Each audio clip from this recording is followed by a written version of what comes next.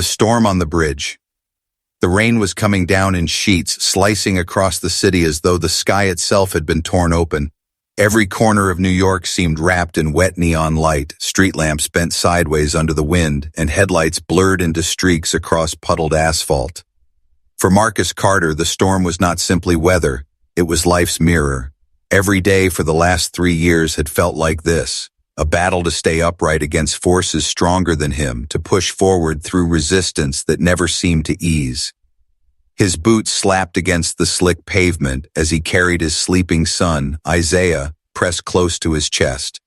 The little boy's tiny arms clung around Marcus's neck, his head buried beneath the one coat Marcus owned, a threadbare brown one whose seams had split from too many winters. The storm soaked Marcus to the skin, but all he thought about was keeping Isaiah warm. Marcus had just finished his second shift of the day, a janitorial job at a midtown office building. 12 hours of scrubbing floors and emptying trash bins after another 6 unloading pallets at a warehouse had left his body aching to the bone. His knee still carried the scar of an old firefighter injury, one that flared worse in the cold, yet there had been no choice but to keep working. Bills stacked like bricks in his drawer at home. Rent was due in 2 days. Isaiah's daycare fees were already late. Milk and bread had to be bought before morning. Every thought carried weight. But Marcus walked on anyway, head bowed against the slicing rain, counting his steps as though each one meant he was still moving forward instead of drowning in place. He turned toward the Brooklyn Bridge, taking the long way home because the trains were delayed. The storm howled across the open span of the bridge, lifting spray off the East River and throwing it like shards against Marcus's face. He shifted Isaiah's small body higher on his chest, kissed the crown of his son's curly head, and whispered, "Almost home, buddy. Just hold tight." But his words vanished in the roar of the wind, lost like so many promises Marcus had once made to his wife before fate stole her away. That was when he saw her. At first it was just a shadow, barely visible through the sheets of rain, a slim figure standing too close to the railing. Marcus slowed, his instincts prickling. Years as a firefighter had trained him to sense danger before it screamed. Something in the stillness of that silhouette froze him in place. She wasn't standing on the safe side of the railing. She was beyond it, balanced on the edge of the bridge with nothing but the river's black churn beneath her. Barefoot, her thin dress plastered to her skin, her hair wild in the wind like unraveling silk. Marcus's chest clenched so tight he almost dropped Isaiah. His pulse thundered in his ears. He had seen despair before, in smoke-filled apartments and people's eyes when flames took everything. But this was different. This was a life already tilting toward the void, a body already leaning into surrender. He wanted to shout, but his throat locked. If he startled her, she might slip. His boots splashed closer, slow and deliberate, each step in agony. When the wind parted the rain for a heartbeat, he saw her face, pale, eyes red and swollen from crying, lips trembling as if already whispering goodbye. "Wait," Marcus finally called, his voice cracking against the gale. "Don't do it." The girl flinched and turned. Her foot slid on the slick steel. For a split second, her body pitched forward toward the river, and Marcus's soul nearly tore out of him. With Isaiah's weight still on his chest, he lunged with every muscle screaming. His hand shot out, fingers clamping around her icy wrist just as gravity pulled her down. The world slowed. His knee slammed against the steel bar, pain detonating through his leg. Isaiah jolted awake, crying out in terror, his small fists pounding against Marcus's chest. Rain poured harder, soaking them all, turning the walkway into a river. Marcus roared, teeth bared, as his arm became the only cable between life and death. Her body dangled over the void, legs kicking helplessly, her hair whipping like streamers in the storm. "Don't move," he shouted, voice raw. "The rain makes it slick. I'll lose my grip." Her voice came back, hoarse and broken. "Let me go. I can't take it anymore." "No," Marcus gasped, his whole body trembling from the effort. "No, not like this. My son is right here. Look at him. He's crying because he doesn't want to see anyone fall. Don't make him remember this night as the one where we couldn't save you." She sobbed, rain and tears indistinguishable. "I have no one. I lost everything." Marcus's heart cracked open. His grip tightened, his soul burning. "I lost too," he shouted, voice breaking. "I watched my wife die in a fire. I held my boy in one arm and felt the world fall from the other, but he pulled me back. Every day he gives me a reason to take one more step. You can find a reason too. Just hold on." For a moment her body went limp, surrendering to the weight of despair. Marcus thought she would slip free no matter how hard he clutched her. Desperation roared inside him. He bent forward, angling his body, forcing Isaiah against his chest with one arm, while straining the other like a chain. He set his boy down on the slick walkway, tucking his coat tight around the toddler. Isaiah cried, reaching out, but Marcus whispered, "Stay here, buddy. Daddy's got her." Then, with both hands free, Marcus locked his grip tighter around her arm, ignoring the skin peeling raw from friction. Inch by inch, he pulled. His muscles screamed, his knees seared, but he planted his boots against the slick stone and heaved. She kicked against the railing, found a toes purchase, pushed, and Marcus yanked with the last of his strength. They tumbled back onto the walkway together, collapsing in a heap. For a moment there was nothing but heartbeats and rain hammering down, the three of them huddled together against the storm. The girl curled in his arms, sobbing uncontrollably. Isaiah crawled across the wet ground, pressed his tiny hand against her shoulder, and whispered through hiccuping breaths, "Safe now." Marcus's vision blurred. He wrapped his arms around them both, his body shaking not from cold but from the terrifying closeness of loss. "You're not alone anymore," he whispered into her drenched hair. "Not tonight. Not ever, if you don't want to be." She lifted her head, her eyes shimmering with something fragile, hope fighting to breathe. Her lips parted. You saved me." Marcus shook his head slowly, holding her gaze with intensity. "No, I only reminded you. You chose to hold on. You chose life. That choice was yours." For the first time, she let out a faint, broken laugh that was half a sob. Her body sagged into his as though she no longer had to hold herself up. Marcus draped his soaked coat over her shoulders, ignoring his own trembling. "What's your name?" he asked softly. Her voice came like a whisper torn from the storm. "Elena." He nodded, pressing a steadying hand against Isaiah's back. "I'm Marcus, and this is my son Isaiah. We can't stay out here. Let's find shelter. Just hold on a little longer." The three of them rose unsteadily, moving toward the faint glow of a bus stop awning down the bridge. Elena stumbled, but Marcus caught her arm each time, anchoring her like the railing never could. Rain slicked their path, but with every step, Marcus felt the storm inside his chest ease just a little. He had gone to work tonight a worn-out man. He was walking away carrying something more fragile and precious than any paycheck, a life saved. And yet, he had no idea who Elena truly was, or how saving her tonight would change not only her future, but his and Isaiah's forever. Shelter and secrets, the bus stop awning barely kept the rain away. But for Marcus, it was the first breath of relief he'd taken in hours. The storm still lashed across the bridge, its wind howling like some beast determined to remind them how small they were. But beneath the thin cover of rusting metal and cracked glass, there was at least a pause from the downpour. Marcus guided Elena to sit on the bench, his coat heavy around her trembling shoulders, while he crouched to wrap Isaiah tighter in the scarf that had slipped loose. The boy whimpered softly, exhausted by fear, his eyelids heavy, yet his little hands still clutched the edge of Elena's sleeve as if refusing to let her drift away. That simple gesture pierced Marcus in a way he hadn't expected. His son, who had lost a mother far too young, was offering comfort to someone else's pain without hesitation. Children carried no walls, no pride, just instinctual kindness. Elena sat hunched, her wet hair plastered to her cheeks, her knees drawn up beneath the oversized coat. Every shiver that coursed through her body seemed like a battle she wasn't sure she wanted to win. Marcus knelt in front of her, studying her pale face in the dim yellow light of the street lamp above.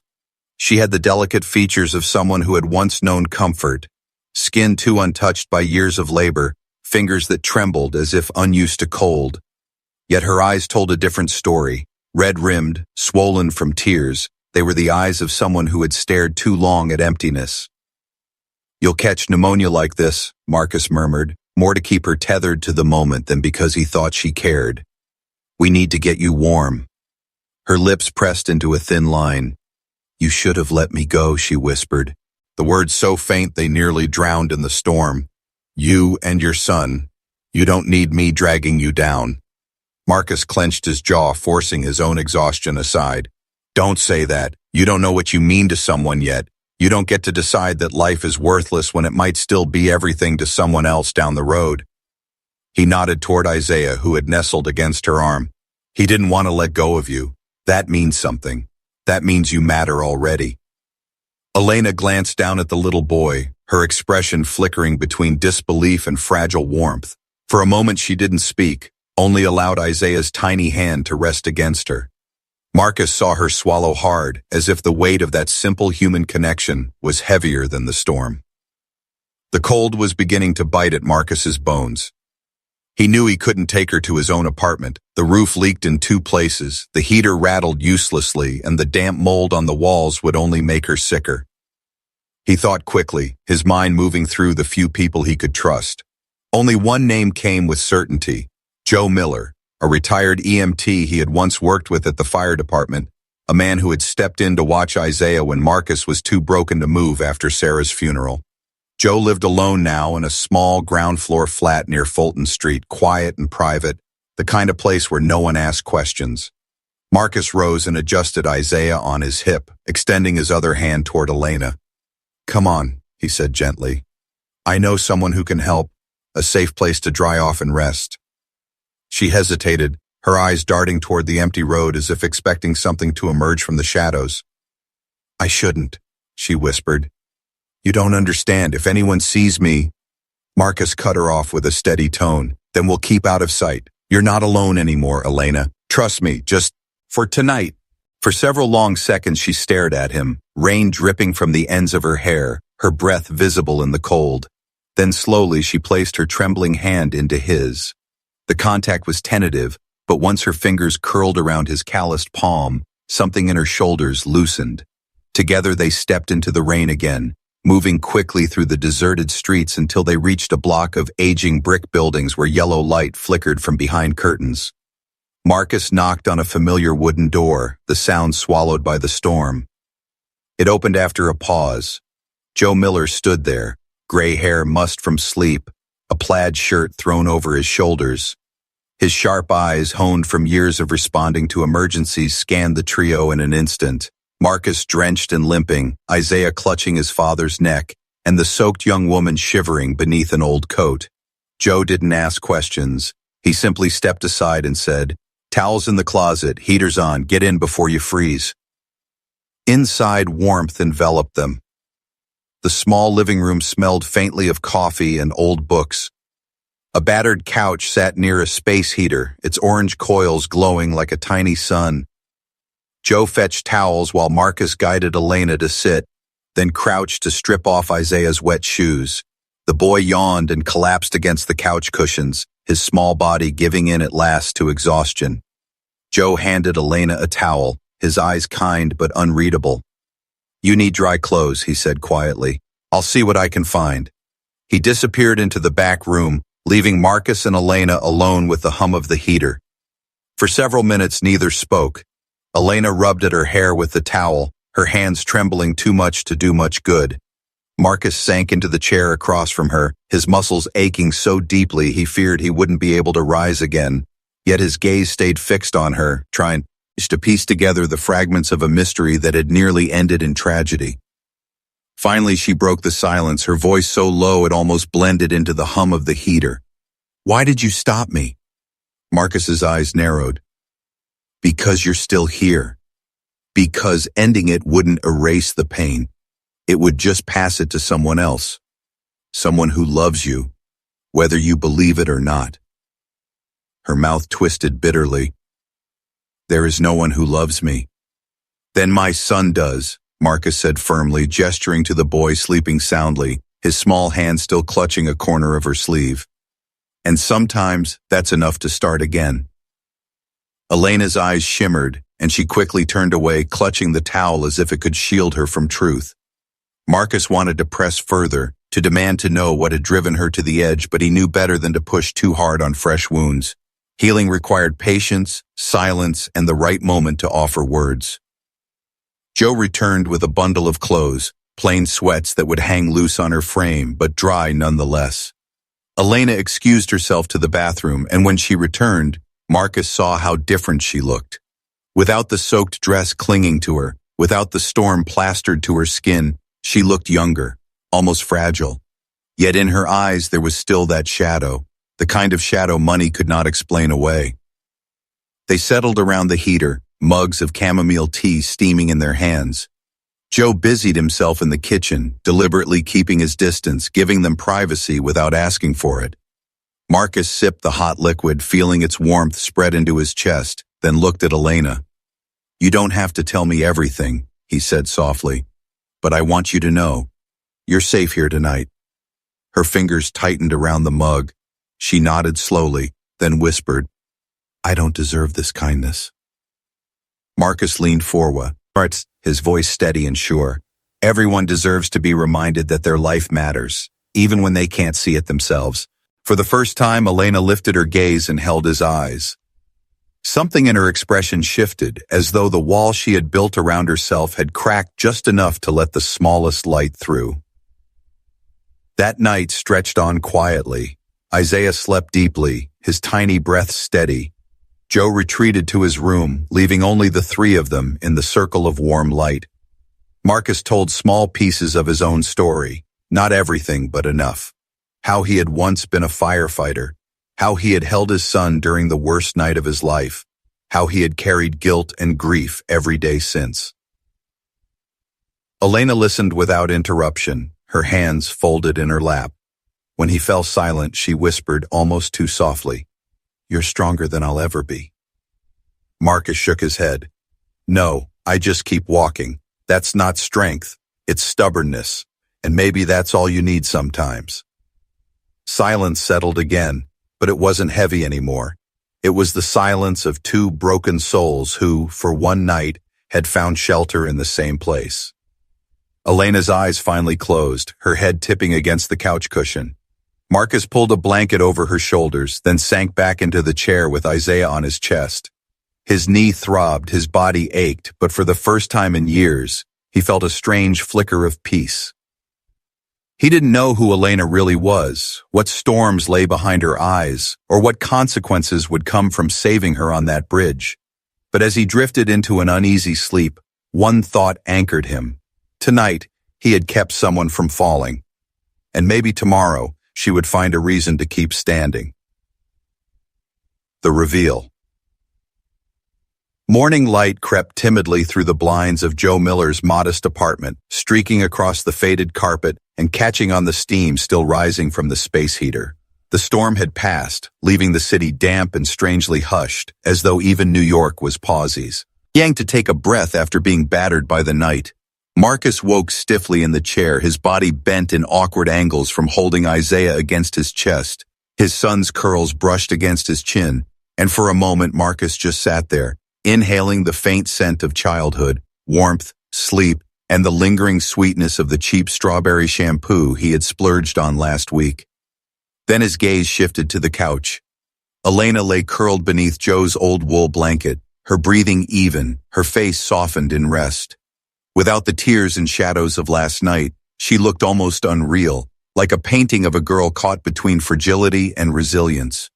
Her hands were folded beneath her chin, as though even in sleep she was clinging to something invisible. Marcus studied her silently, the memory of her teetering on the bridge railing flashing through his mind. The image of her dangling above the river had etched itself so deep into him that he doubted he'd ever erase it.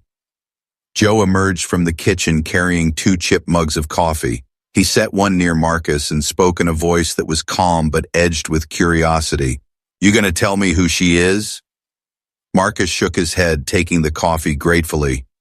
"I don't know," he admitted. "I don't know anything about her except that last night she almost gave up." Joe sat heavily in the other chair, his eyes narrowing as he glanced at the sleeping girl. "People don't end up on a bridge at midnight for no reason. She's running from something, or someone." The words settled in Marcus's chest like stones. He had sensed as much already. The way she flinched at shadows, the way her eyes darted to the window when they walked through the streets. He had promised her safety, but the truth was he couldn't even guarantee his own. He was just a man scraping by, doing what he could to keep his boy fed. Yet something in him had already decided. If she needed protecting, he would stand in the way, no matter how broken he felt. When Elena stirred awake, blinking against the light, her eyes first went to Isaiah. The boy had wiggled off Marcus's chest and now sat cross-legged on the carpet, trying to fit together the mismatched pieces of a wooden puzzle Joe had kept from his grandchildren. Isaiah looked up at her and grinned, offering her a block as though they had known each other forever. Elena smiled weakly, a fragile curve of lips that still held pain, but also something gentler.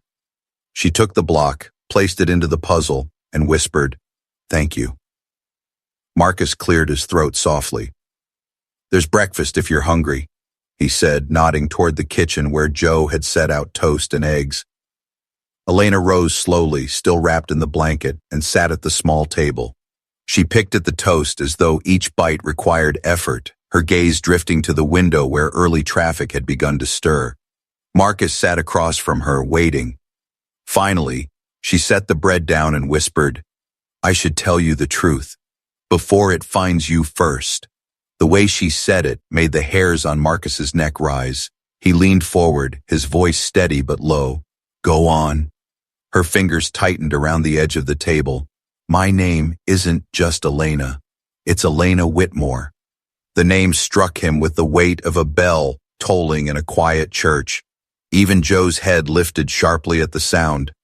Whitmore was a name everyone in New York knew.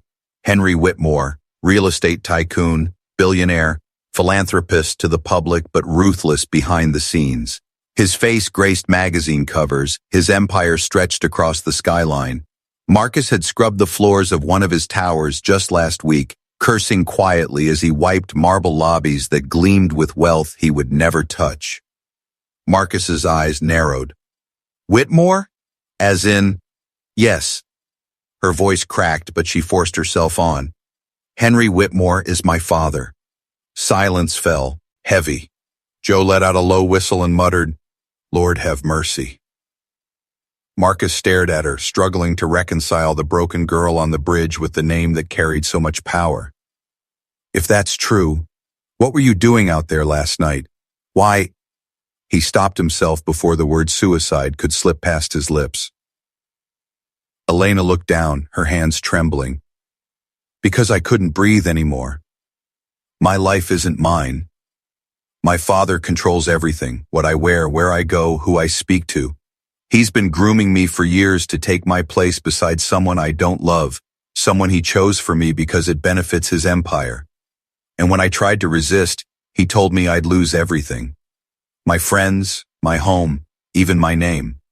I thought maybe if I disappeared, the noise would stop. That's why I went to the bridge. But instead, you found me." Marcus leaned back, rubbing his jaw. It was one thing to save a stranger. It was another to realize that stranger carried a last name that could shake the ground beneath him. The Whitmores lived in a world untouchable to men like him, men who scraped by with calloused hands and second-hand clothes. He had risked his life to save her, but now he understood. Saving her meant he had stumbled into a storm far bigger than the one that had soaked them. "Your father will be looking for you," Marcus said quietly. "Men like him don't just let their daughters vanish into the night." Elena's eyes darted to the door, panic flickering there. "That's what I'm afraid of. He'll find me and he'll drag me back, and once he does, I'll never get out again." Joe exhaled heavily, scratching his chin. "You realize what this means, Marcus. If Henry Whitmore's people come sniffing around and find her here, they won't care about you or the boy. They'll do whatever it takes to cover this up."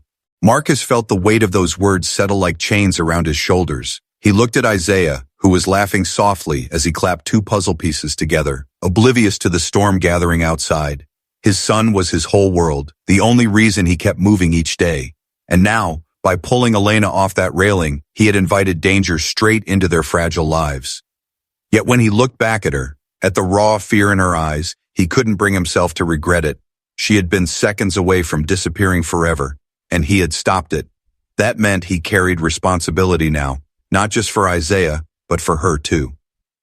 He leaned forward, his voice firm. You don't have to go back. Not yet. You can stay here until we figure something out. Her lips parted in disbelief. Why? Why would you risk that? You barely know me. Because someone once did the same for me, Marcus said, his tone steady. When Sarah died, I thought I wouldn't make it. But Joe came, sat with me, held Isaiah when I couldn't, reminded me that life doesn't end just because it breaks. I don't forget that. And I won't forget you either. Tears welled in her eyes, and she pressed her hand to her mouth to stifle a sob. Marcus reached across the table, covering her trembling fingers with his own. You're not invisible, Elena. Not anymore. For a moment she let herself believe it, her eyes meeting his with something fragile but new. Trust.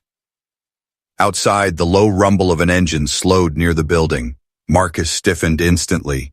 Joe moved to the window, peering through the blinds. A sleek black car idled at the curb, its tinted windows impossible to see through. Two men in suits stepped out, scanning the street with predatory precision. Joe muttered under his breath, "Looks like your father's hounds are already sniffing." Elena's face drained of color. She gripped Marcus's hand tightly, her voice a desperate whisper. "Please, don't let them take me." Marcus's chest tightened. He had no money, no power, no safety net, but he had two things the Whitmores could never understand: stubborn courage and a heart that refused to abandon someone once he had taken their hand. He looked at Elena, then at Isaiah playing on the floor, then back to the men outside. His voice was steady, resolute. "They're not taking you, not tonight, not while I'm here." Confrontations. The black sedan outside Joe's apartment remained idling like a patient predator, its glossy surface reflecting the watery morning light. Marcus stood by the door, every muscle tensed, his heart pounding not with fear but with the heavy anticipation of what he already knew. Henry Whitmore's men had tracked Elena. The storm on the bridge had passed, but now a new one gathered, and this one would not be weathered by raincoats or umbrellas. This was the kind of storm born of money, power, and control. It was colder than the river's depths, and Marcus knew that standing in its path meant risking everything he had left. Joe moved to the window again, peering through the blinds. His jaw tightened as he observed the men step deliberately onto the sidewalk, scanning with hawk-like precision. They were professionals, posture too upright, movements too measured to be ordinary bystanders. "They know she's close," Joe muttered. "Marcus, you need to make a choice right now." Marcus looked at Elena, who sat frozen on the couch, her fingers clutching Isaiah's small hand as though it were the only lifeline she trusted. Her face had gone pale, her lips trembling, but her eyes were no longer empty. They were wide with terror, yes, but also alive, as if she now had something she feared losing. Marcus realized what that meant. Last night she had wanted to let go, but now she wanted to stay. She wanted to live. That realize it, Tian cut through his exhaustion like fire. "I made my choice last night on that bridge," Marcus said, his voice low but steady. "And I'll make it again." When the knock came, it was not polite. It was sharp, commanding, the kind of knock that declared entry would happen whether or not permission was given. Joe instinctively stepped aside, but Marcus lifted a hand. "I'll open it." He pulled the door open only a crack, positioning his body like a shield. Two men in tailored suits stood there. Their eyes were cold, clinical, the kind of gaze that calculated rather than felt. The taller of the two spoke first. "We're looking for Miss Whitmore. She left her residence last night without notice. Her family is extremely concerned."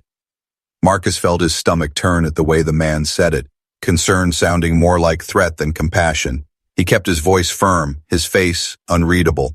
"No one like that here." The man's eyes narrowed. "We tracked her phone, this building, this floor, this door." He leaned slightly, attempting to see past Marcus, but Marcus shifted his stance, broadening his shoulders. "Move aside," the man ordered. "Not without a warrant," Marcus replied. His voice was calm but steel-lined each word. He knew legally he had little ground. These men likely weren't police, and men with enough money didn't need warrants, but he also knew the strength of refusing to bend. The second man tilted his head, his lips curling into something like a smirk. Do you know who you're dealing with? Henry Whitmore doesn't take kindly to interference. Step aside, and we'll forget this moment ever happened. Marcus felt Isaiah stir behind him, his little voice piping, "Daddy?" The sound cut into Marcus's chest, reminding him what was at stake. He tightened his grip on the doorframe. "I don't care who he is," Marcus said firmly. "You're not coming in here and dragging anyone out against their will. If Miss Whitmore wants to go, she'll walk out herself. If she doesn't, you're leaving." For a moment, tension crackled like electricity. The taller man's eyes flashed with barely contained fury. He leaned closer, his voice a hiss. "You're a janitor, a single father barely scraping by. Do you really think you can stand in the way of Henry Whitmore's will?" Marcus met his gaze unflinchingly. "I'm a father. That's all the strength I need." Then, without breaking eye contact, he slammed the door shut. The men outside cursed, pounding once before retreating back to the car. Tires screeched, the sedan pulling away with the promise of return hanging like a blade over their heads. Marcus exhaled shakily, his body trembling from the adrenaline. He turned back to see Elena staring at him with wide eyes, tears glistening down her cheeks.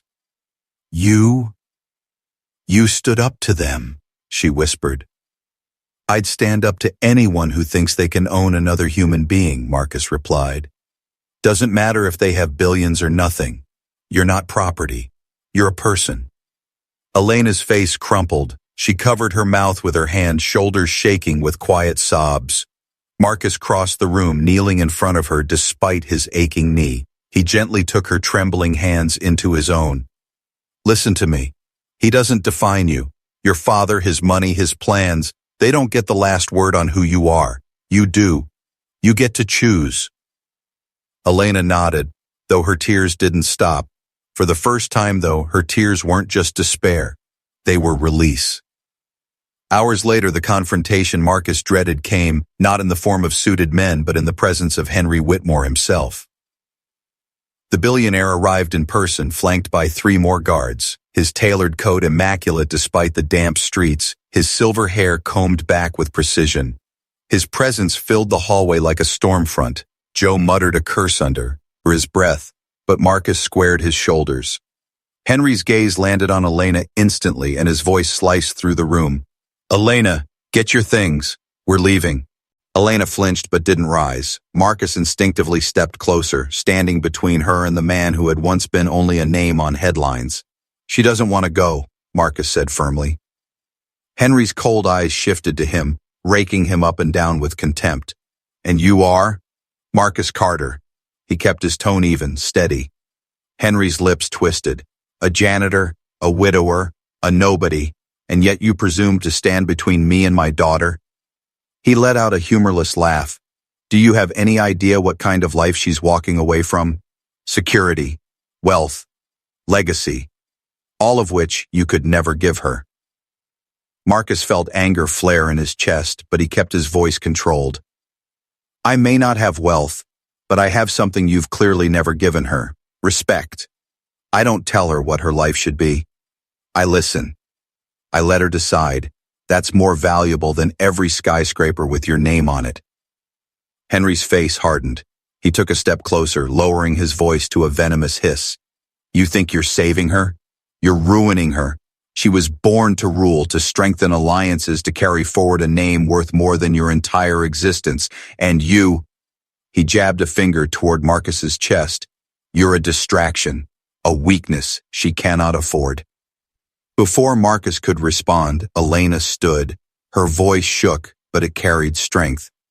"Stop, father." Her fists clenched at her sides, her chin lifting despite the tremor. "All my life you've told me love was a contract, that I was useful only as long as I served your empire. But last night, on that bridge, I found someone who reminded me I'm more than a transaction. Marcus saved me, yes, but more than that. He listened. He cared. And for once, I felt human." Henry's eyes blazed, his face reddening. "You are my daughter. You will come with me." Elena shook her head, tears spilling but her voice unwavering. "No. For the first time in my life, I'm choosing, and I choose to stay here. The silence that followed was seismic. Henry's jaw clenched, his fists trembling, but he saw the resolve in her eyes, the same steel he had tried to mold into his own reflection, now turned against him. He turned on his heel, his coat snapping like a banner. "This isn't over," he spat, stalking out with his guards in tow. When the door slammed, the room seemed to exhale. Elena collapsed onto the couch, shaking, while Marcus sat beside her, steadying her with his arm. Joe shook his head slowly. "You've just made an enemy of one of the most powerful men in this city." Marcus looked down at Isaiah, who had crawled into Elena's lap, resting his head against her chest, as though he had chosen his side without hesitation. Marcus's jaw tightened, his heart swelling with both fear and determination. "Then let him come," Marcus said quietly, "because I'm not letting her fall again. Not now. Not ever." And though he spoke softly, the words carried a vow stronger than steel. A vow that would shape everything that came next. Transformation and hope. The days following Henry Whitmore's confrontation unfolded like the uneasy calm after a hurricane. On the surface, nothing had collapsed. The city's heartbeat continued, taxis honking, trains rumbling, workers spilling out of skyscrapers at dusk. But beneath that ordinary rhythm, Marcus could feel the tremors of something greater. He carried them in his chest each morning as he walked Isaiah to daycare, each evening as he scrubbed office floors, each night when he returned to Joe's apartment where Elena remained like a quiet secret tucked between breaths. The confrontation had not ended things. It had only marked the beginning. Henry's reach was long. Newspapers spoke vaguely of his daughter's temporary absence, whispers circulated in boardrooms, and journalists speculated on scandal without daring to print anything concrete. Marcus knew men like Henry controlled not just businesses but stories, twisting truth until it bent toward their will. Yet for all his money, Henry could not control what had changed in Elena. The girl who had once stood on the edge of the bridge with nothing left to live for now carried herself differently. She was still fragile, yes, shadows lingered in her eyes, and some nights she woke with silent tears staining her cheeks. But there was also a flicker of resolve, a small flame that refused to die. And Marcus knew deep in his bones that flame had been lit not by him but by her own choice to hold on. One evening, as Marcus returned from his shift, sweat dampening his shirt and his hands raw from cleaning chemicals, he found Elena sitting cross-legged on the living room floor with Isaiah. They were surrounded by crayons and torn scraps of paper, a makeshift art studio born of limited supplies but unlimited imagination. Isaiah babbled excitedly, holding up a page filled with wild strokes of color. Elena laughed softly, clapping her hands as though it were a masterpiece. Her laugh, gentle, unforced, genuine, struck Marcus harder than any storm. It was the first time he had heard it ring so freely. "You've got an artist on your hands," she said, glancing up at Marcus with a smile that reached her eyes. Marcus leaned against the doorframe, exhaustion melting just a little under the warmth of the scene. "Takes after his mom," he murmured, his voice rough. "Sarah used to paint. Said colors were the only language that never lied." Elena's smile softened into something tender. She looked down at Isaiah again, tracing a finger gently over the child's curly hair. "Then he'll carry her with him every time he puts color to paper." Her words struck Marcus deep, pulling at the scar tissue of grief that never fully healed. For a long moment he said nothing, only watched her cradle his son's joy with the gentleness of someone who had once been denied such tenderness herself. In that instant, he realized something quietly terrifying. Elena was no longer just the girl he had saved. She had become part of his small, fragile world. But Henry had not disappeared. 2 weeks after the confrontation, Marcus returned home to find a letter slipped under Joe's door. Heavy paper, embossed seal, the Whitmore crest pressed in gold. He read the words slowly, his jaw tightening with each sentence. "Mr. Carter, your interference in private family matters has been noted. This is your final opportunity to step aside. Send my daughter home. Cease all contact. In exchange, I will ensure financial security for you and your son for the rest of your lives. Refuse, and you will face consequences that you cannot imagine. Henry Whitmore." Marcus crumpled the letter in his fist. Anger burned through him, not at the threat, but at the assumption. To Henry, Everything had a price, even dignity, even life. When he showed Elena, her hand shook as she read. "He won't stop," she whispered. "He'll keep coming until I break." Marcus placed a steady hand over hers. "Then we won't let him break you. You're stronger than you think." She looked at him, eyes shimmering. "Why are you doing this? You owe me nothing. Protecting me could cost you everything." Marcus met her gaze without hesitation. "Because someone once reminded me that love isn't about being useful.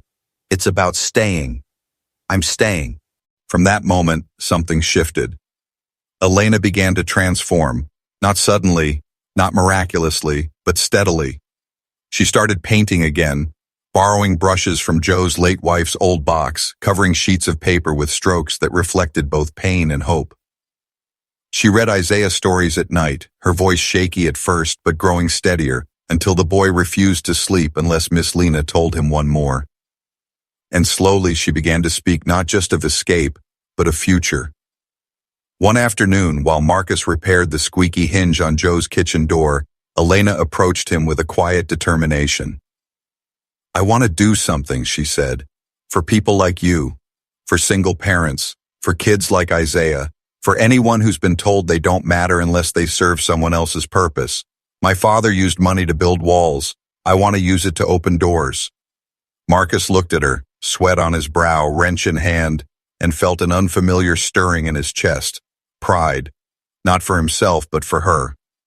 "Then that's exactly what you should do," he said simply. Weeks turned into months. Henry continued his attempts. More letters, veiled threats, sudden visits from men who lingered near daycare or watched from across the street. Each time, Marcus's fear sharpened, but so did his resolve. He reported what he could, kept Isaiah close, and never let Elena out of sight when shadows lengthened. And through it all, Elena's resolve only grew stronger. One evening, she sat with Marcus and Joe at the small kitchen table, papers spread before her.